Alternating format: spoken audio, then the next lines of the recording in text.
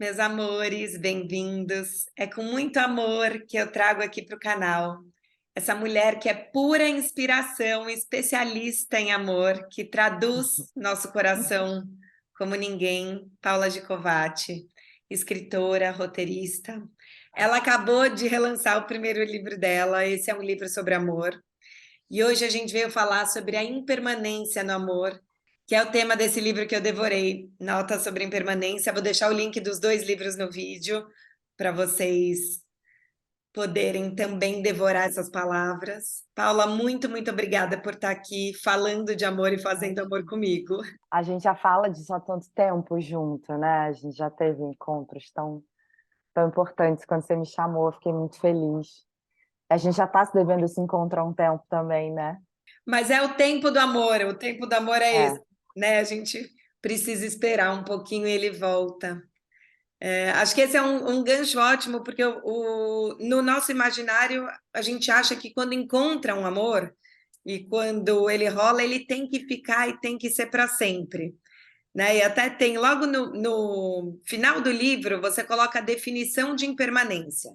Então você sim. coloca impermanente, adjetivo, que não se mantém de uma maneira permanente, que não dura ou muda com facilidade, efêmero ou inconstante, não conseguir estar em nenhum lugar específico ou em alguém.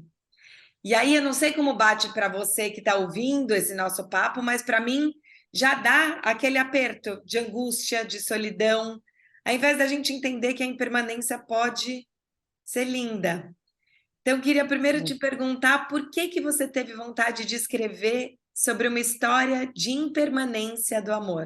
Né, e que a impermanência, voltando um pouco no que você estava falando, e que a impermanência, ela costura tudo, assim, né? Não é só sobre amor. É engraçado que quando o livro saiu, algumas pessoas que não tinham lido ainda, o livro tinha acabado de sair, falaram: eu vou comprar seu livro porque eu me interesso muito por budismo.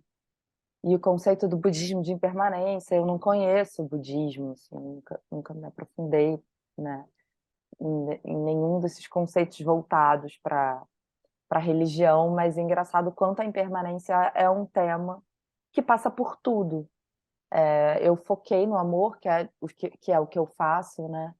E a impermanência amorosa, para mim, ela existe até numa relação sólida.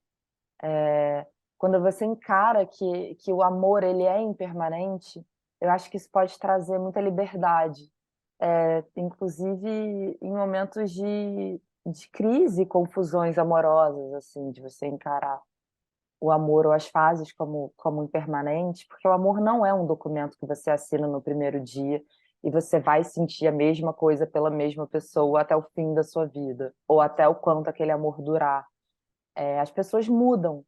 Hoje eu sou completamente diferente de quem eu era um ano atrás, por tudo que eu vivi. E você está mudando, né?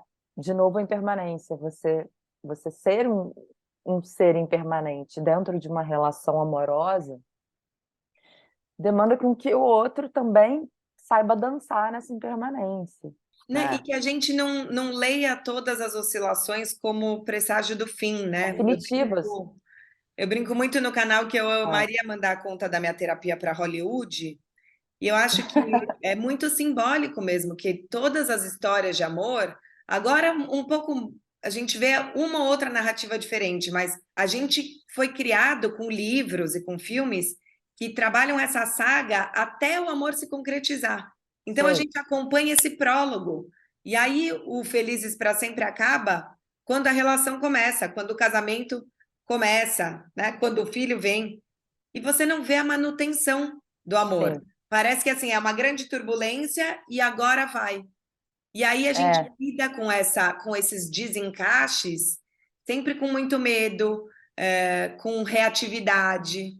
o amor romântico ferrou muito a nossa cabeça, né, em vários sentidos, assim. Eu brinco que eu sou muito romântica, não tem nada o amor romântico com o romantismo em si. Eles são diferentes, eu acho, mas quando eu falo de amor romântico é exatamente isso que você estava falando. Aquilo que fizeram a gente acreditar, né, que o amor existia de uma forma só, né, todo mundo tem que amar igual e tem que se relacionar igual, que todas as histórias tem que ser iguais para todo mundo. É, essa coisa de Hollywood que você falou é bem engraçado. Na literatura eu também vejo muito isso, assim. Não existe livro sobre amor que mostre o meio do amor. E o meio do amor me interessa muito. Eu até escrevi um conto para mim mesma, nem era para publicar, chamado Carta de Amor ao Meio, porque as pessoas não falam o que acontece depois do início, né? O início é aquela loucura que você sente, a paixão física. O fim é super forte, porque é muito doído, mas poucas coisas jogam uma pessoa para frente quanto uma separação. E agora falando do ponto de vista artístico, tem uma força ficcional, artística, né? Então os filmes ou começam com uma mulher que acaba de se separar e ela vai, e aí ela passa por toda a trajetória da heroína até ela conhecer um novo amor, ou é aquela comédia romântica onde você está procurando um amor. Mas o que acontece depois dos créditos, né? Como é que é essa vida? E é essa vida que a gente quer ver, né? Essa vida que tem fases e que tem mortes, né, na relação. Uma vez eu conversando com uma amiga, porque eu tinha vontade de fazer um documentário, entrevistando casais que estivessem juntos há mais de 50 anos. Logo que eu comecei um relacionamento, eu queria entender dessas pessoas como é que fazia o amor durar. E aquilo virou uma obsessão para mim. Tipo, como é que tá, tô aqui, tô feliz, eu quero estar nessa relação. Mas como é que eu faço durar? E aí eu conversando com uma amiga que já tá junto há mais de 10 anos, ela falou: "Nossa, quantos fins eu tive que passar dentro dessa relação para ela durar. A gente morreu muito, essa relação morreu muito para ela estar aqui agora, a gente". E não é nem um acabar, nos separamos e depois voltamos. Somos outras pessoas, como é que a gente recomeça de agora?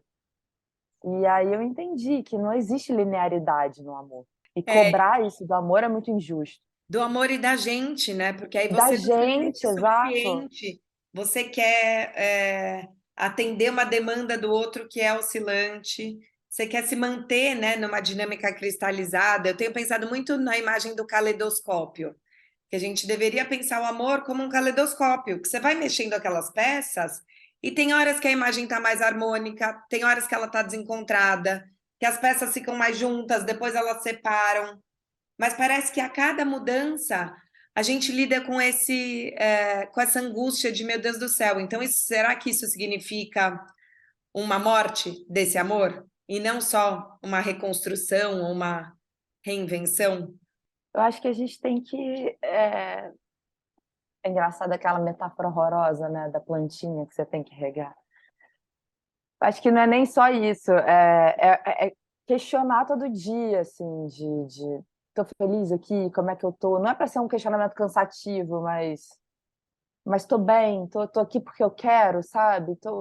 De olhar o amor não como algo definido, e sim como algo impermanente. Lá no Este é um Livro sobre Amor, eu estava falando disso. Todo amor é frágil, nunca subestime. Porque eu acho que a graça de estar numa relação longa, por exemplo, que é o meu momento de vida atual, é saber que ela pode acabar a qualquer momento. Tudo que concretiza é passível de acabar. E eu acho que, voltando para a Lia, que é a protagonista do Nota sobre Impermanência, que tem toda uma jornada com amor, né? Uma das coisas que ela entende lá no final, porque no início não, ela se apaixona perdidamente por um cara que é casado, ela é a terceira ponta de uma relação. O livro não é sobre ser amante, o livro é sobre muitas coisas, inclusive a paixão pela paixão. Mas ela ali, naquele momento, ela tá apaixonada por um cara que tem uma mulher, então ela tem aquela intensidade de que só vive com uma pessoa poucas vezes por mês, então quando você encontra, você tem toda essa intensidade, e ela fala que ela reconhece isso ao mesmo tempo que ela tem ciúme da mulher que tem o cara de remela e bafo matinal e questões num domingo.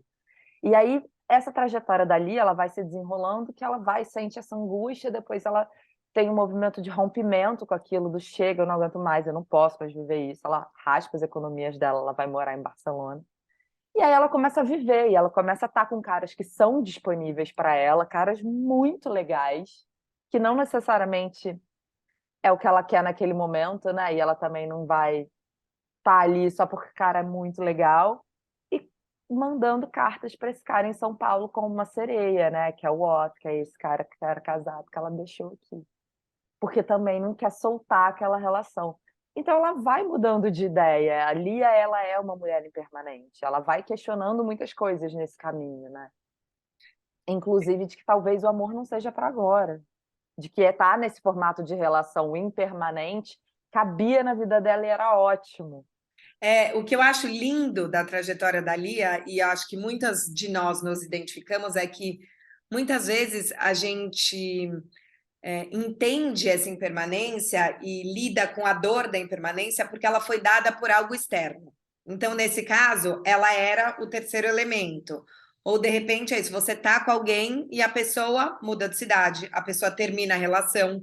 Parece que a impermanência vem à revelia do nosso amor. E a gente tem que lidar com isso. E ao longo da jornada dela, de repente, dando já um mini spoiler, ela se dá conta de que ela não quer o lugar permanente. E eu acho que isso é lindo. Ela entender que ela pode realmente estar num outro lugar. Não é só o fator externo que está impedindo ela de viver esse romance no Não, modo conchinha fixa. E eu vejo que às vezes a gente está muito cristalizado nisso. Ah, eu queria, mas será que é porque eu trabalho muito e aí isso inviabiliza a relação? Será que é porque ele tem uma outra relação? Ou será que é porque eu estou casada e não quero largar o meu casamento? Não, talvez porque com essa pessoa seja só isso.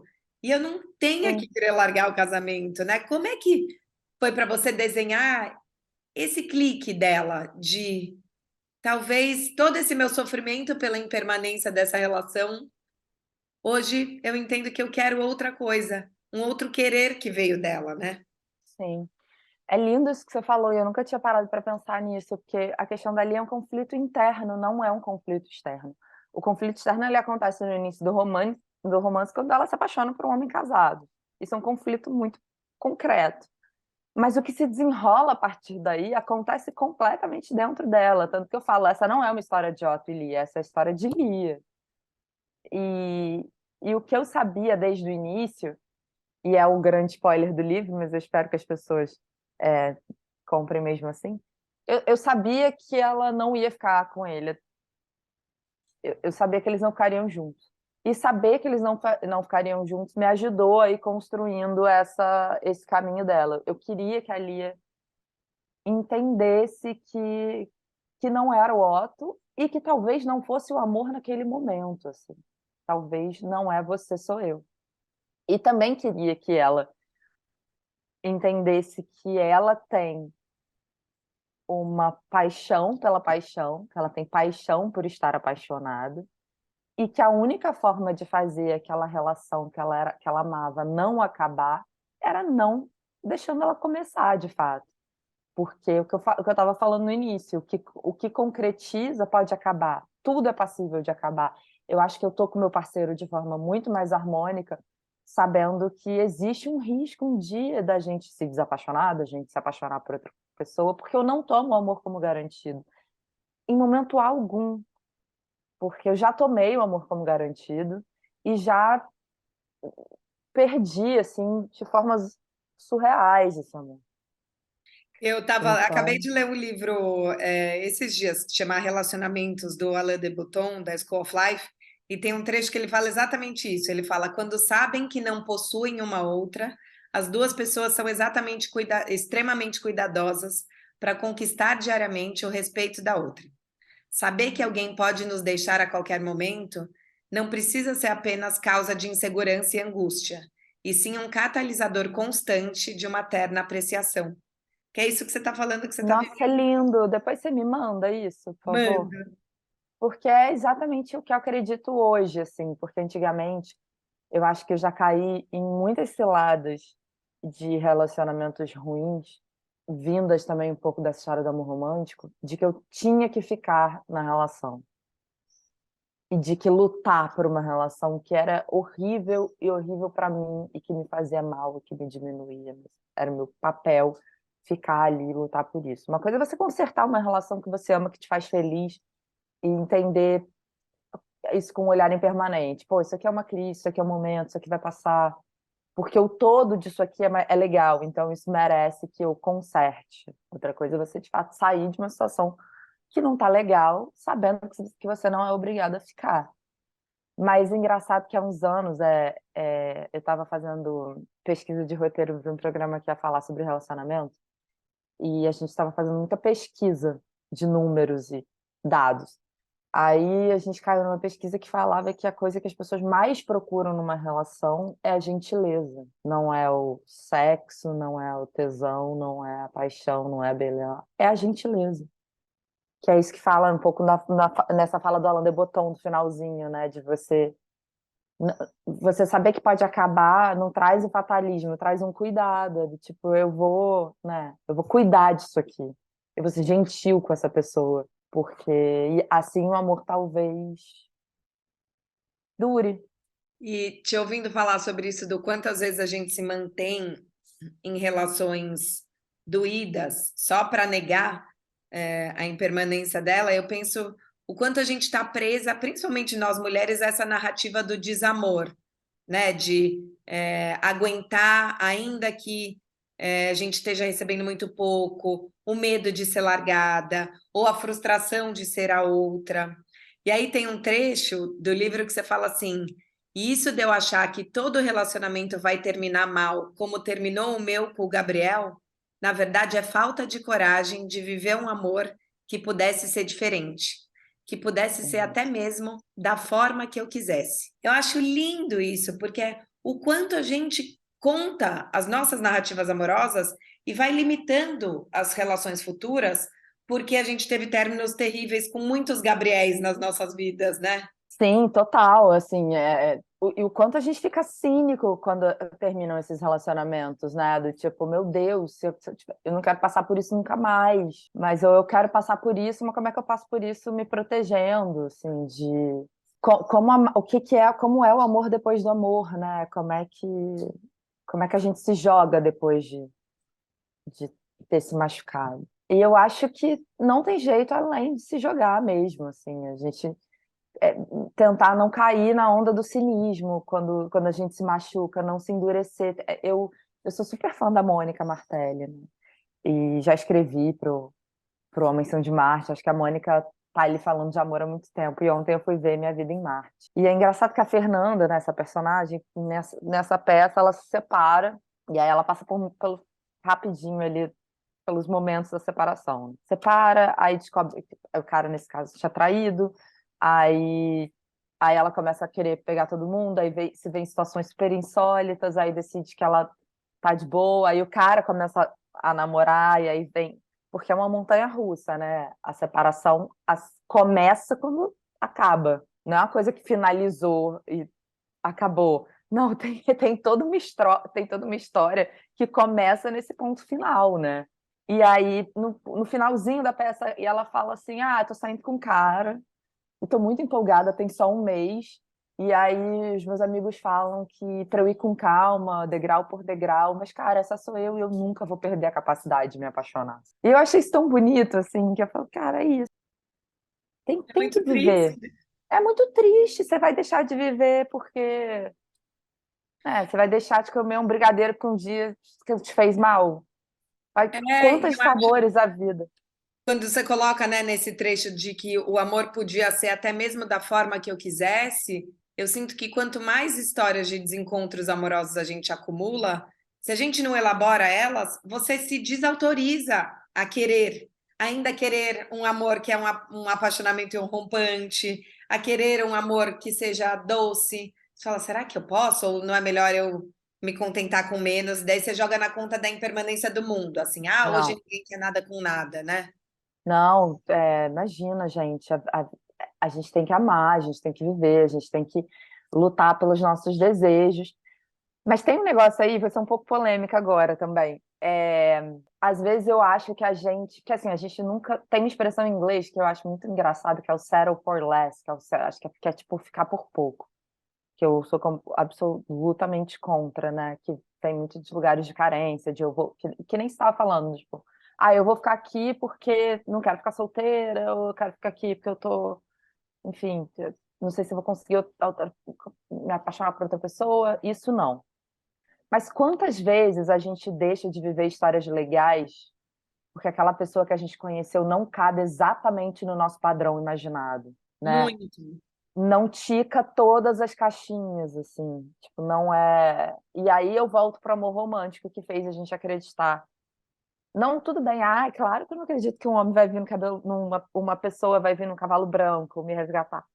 Mas talvez tenha um cavalo branco metafórico aí, que ainda acredita que a pessoa tem que ser ticar todas as colunas e não olha para pessoas incríveis que não cumprem todos os padrões que a gente espera. Às vezes eu acho que a gente deixa passar algumas coisas que poderiam ser muito interessantes e pessoas que poderiam ser muito interessantes por não encaixarem exatamente no nosso desejo, que talvez foi construído também, né, por essas expectativas. Eu concordo muito. E eu acho que a gente lida mal com a impermanência da nossa própria fanfic, sabe? Porque às vezes, assim, isso eu Eu ouço amei. muito mas não é como eu esperava. Eu lembro que um dia um aluno meu, ele entrou na aula no Zoom, ele estava péssimo, porque ele falou: eu fui encontrar aquele cara e a gente estava conversando há um mês, ele já vinha contando nas aulas, ele estava super apaixonado, e dele falou: mas eu achei que a gente ia tomar sorvete, depois ia no cinema, ele tinha construído. E foi um encontro legal, assim, falei, foi ruim? Não, não foi como eu esperava.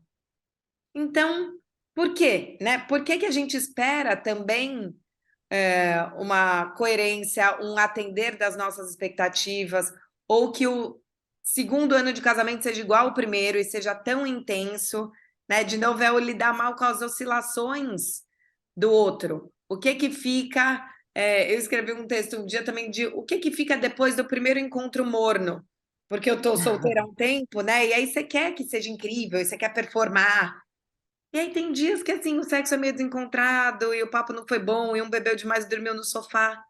E aí se você fica lá, tem uma beleza também do hoje o dia foi normal, né? Acho que a gente tem esse medo mesmo de acomodar. Tem uma beleza no dia, hoje foi normal.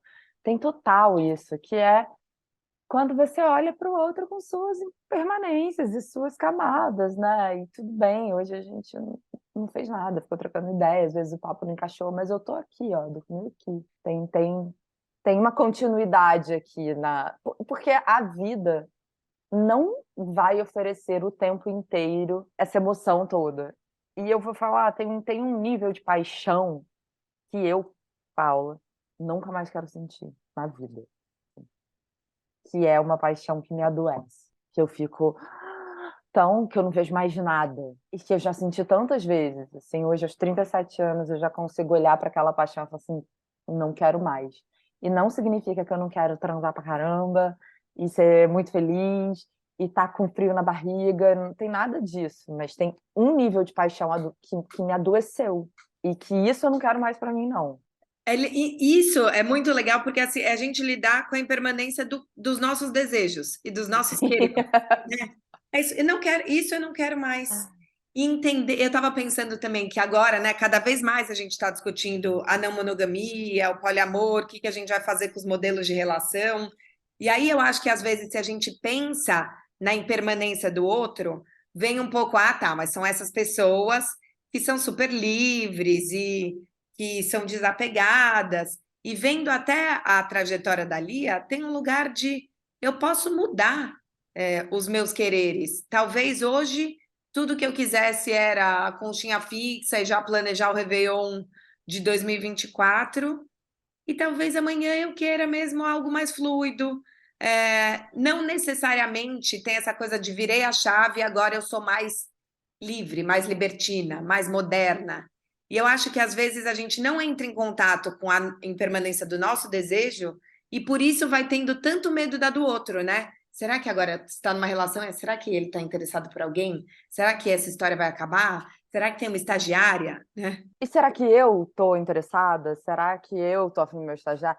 Por isso que quando eu te falo as coisas do A Passível de Acabar, eu acho o tempo inteiro de que ele pode se apaixonar por outra pessoa e que eu também. Por isso que eu e isso me dá um va-va-vum de amor, de estar sempre: "Não, vamos se olhar, porque o mundo lá fora é muito vasto", sabe. Mas eu acho que a Lia, sim, ela muda de ideia o tempo todo. Eu quis muito construir essa personagem com camadas. Ela quer muitas coisas ao mesmo tempo, ela muda de ideia, ela muda de ideia. É engraçado que quando a Giovanna Madaloso escreveu A Orelha, ela escreveu uma coisa que eu fui perceber depois, que ela fala que o livro, questiona formatos de relacionamento. E eu não escrevi o livro para falar dos questionamentos de formato, né, especificamente. E aí depois eu fui entendendo que o livro fala disso também. E nos encontros com os leitores, eles vão me trazendo novas leituras, assim, coisas que eu tive um momento muito emocionante com esse livro. Eu participo de todos os clubes de leitura que me chamam, porque a coisa mais importante para mim é estar perto do leitor. E aí, num dos clubes, uma mulher que já tinha, acho que mais de 60, virou para mim e falou assim: Paula, eu li o teu livro e eu sou filha de um casal que se separou quando eu era muito pequena, por causa de uma amante. E depois que eu li seu livro, eu falei o nome dela pela primeira vez. O nome dela é Eunice e eu entendo o que ela passou. Eu Que sei o que é. lindo! Hoje eu sei o que é você se apaixonar por alguém que não necessariamente estava disponível para viver e que ela não era um monstro que veio para destruir a vida da minha família. Aquilo me deixou, sabe, me tocou tanto, eu fiquei tão emocionada por esse livro ter, né, chegado nesse lugar com essa mulher. Eu desliguei a câmera para chorar no clube, assim, falei: "Nossa, que obrigada a Deus, assim, por me permitir ter esse tipo de diálogo com as pessoas e que o livro tenha feito esse tipo de encontro". Ali, quando você traz esse pedaço do livro, né, que o amor pode ser até da forma que eu quiser, nisso ela também fala de arranjos e de qualquer coisa, sabe, de qualquer maneira de amor valerá, desde que a gente ame, que para mim o mais importante é amar, é estar disponível para o amor. E para terminar, como você acha que a gente pode. Não. A gente vai seguir, vai ter mais uma sobre essas loucuras dos efeitos da paixão. Não, é desesperador, né? Eu falo, quero ficar falando para sempre. Nossa, isso aí rende uns 2 episódios. Não, rende muito. Mas eu ia te perguntar como a gente pode lidar com mais amor com essas nossas. Você falou, ela muda de ideia o tempo inteiro, né? Ela é impermanente. Como a gente lida com menos angústia com essas nossas impermanências e a dos nossos parceiros? Eu acho que abraçando essas impermanências e entendendo que elas não limitam o amor e nem fazem o amor acabar. Acho que elas trazem coisas novas para o amor, né. Quando você é uma nova pessoa, quando você traz novas histórias para tua relação, você está trazendo um repertório novo, não necessariamente isso vai acabar, né, não necessariamente teve um ano que meu parceiro ficou quase todos os fins de semana viajando, e eu tinha muito medo daquilo separar a gente, e eu falava muito disso na análise: "Mas como é que eu vou ficar um ano inteiro sem esse cara no fim de semana?". E como a gente já tá junto há muito tempo, ele veio pela primeira vez com muita história e muitos repertórios dessas viagens, e eu ia meio que me apaixonando por essas coisas que estavam rolando, e por essa nova pessoa que já não era mais aquele cara que estava. E acho que eu também, assim, quando eu saio para falar do livro e quando eu conheço essas mulheres ou quando eu mudo, assim, eu tô passando por um processo de mudança gigante na minha vida. Eu não sou mais quem eu era no ano passado, porque quem eu tinha de fundamental na minha vida não está mais aqui, né, eu tô vivendo um processo de luto muito duro, e isso também me faz ser outra pessoa. Então, dentro de uma relação afetiva, e é olhar com outro. Não só com generosidade, mas sem medo de acolher esse novo que está vindo e vamos embora, vamos nos reconhecer de novo, nos se apaixonar de novo. Amor é calibragem, não é o documento fixo. Ele vai se calibrando. Muito lindo. Paulinha, muito, muito obrigada. Obrigada, Carol. Olha, com você é gênia suprema, eu amo, sou muito fã. Não, a gente ainda Nossa vai fazer muita pensadora coisa do amor. juntas, Pelo né? amor de Deus, que quando eu começo a falar com você, amor, eu não quero parar jamais.